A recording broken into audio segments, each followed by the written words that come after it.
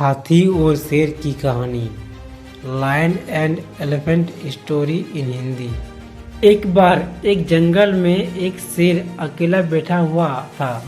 वह अपने बारे में सोच रहा था कि मेरे पास तो तेज धारदार मजबूत पंजे और दांत है, साथ ही मैं एक बहुत ही ताकतवर जानवर भी हूँ, लेकिन फिर भी जंगल के सारे जानवर हमेशा मोर की ही तारीफ क्यों करते रहते हैं। दरअसल शेर को इस बात से बहुत जलन महसूस होती थी कि सभी जानवर मोर की तारीफ करते थे। जंगल के सभी जानवर कहते थे कि मोर जब भी अपने पंख फैलाकर नाचता है तो वह बहुत सुंदर लगता है। यही सब सोचकर शेर बहुत ही दुखी हो रहा था।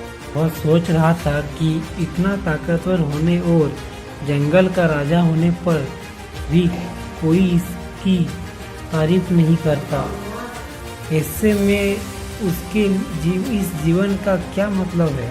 वहाँ से एक हाथी जा रहा था, वह भी काफी दुखी था।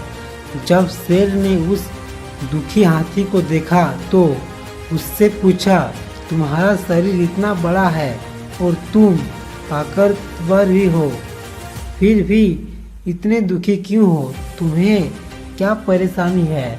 दुखी हाथी को देखकर शेर ने सोचा कि क्यों ना मैं इस हाथी के साथ अपना दुख बांट लूं।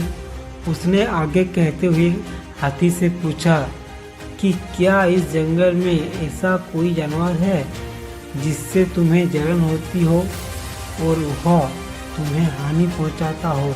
शेर की बात सुनकर हाथी ने कहा, जंगल का सबसे छोटा जानवर भी मुझ जैसे बड़े जानवर को परेशान कर सकता है। शेर ने पूछा, वह कौन सा छोटा जानवर है? हाथी ने कहा, महाराज वो जानवर चींटी है। वह इस जंगल में सबसे छोटी है, लेकिन जब भी वो मेरे कान में घुसती है तो मैं दर्द के मारे पागल हो जाता हूँ। हाथी की बात सुनकर शेर को समझ में आ गया कि मोर तो मुझे चींटी की तरह परेशान भी नहीं करता है, फिर भी मुझे उससे जलन होती है। ईश्वर ने सभी प्राणियों को अलग अलग खामियां और खूबियां दी है, इसी वजह से सारे प्राणी एक जैसे ही ताकतवर या कमजोर नहीं हो सकते हैं। इस तरह शेर को यह समझ में आ गया कि उस जैसे ताकतवर जानवर में भी खूबियां के साथ कमियां हो सकती है। इससे शेर के मन में उसका खोया हुआ आत्मविश्वास फिर से बढ़ गया और उसने मोर से जलन करना बंद कर दिया। इस कहानी से हमें यह सीख मिलता है कि हमें कभी भी किसी की खूबी देखकर उससे नहीं जलना चाहिए, क्योंकि हम सभी में अलग अलग खूबियाँ और खामियाँ होती है। धन्यवाद।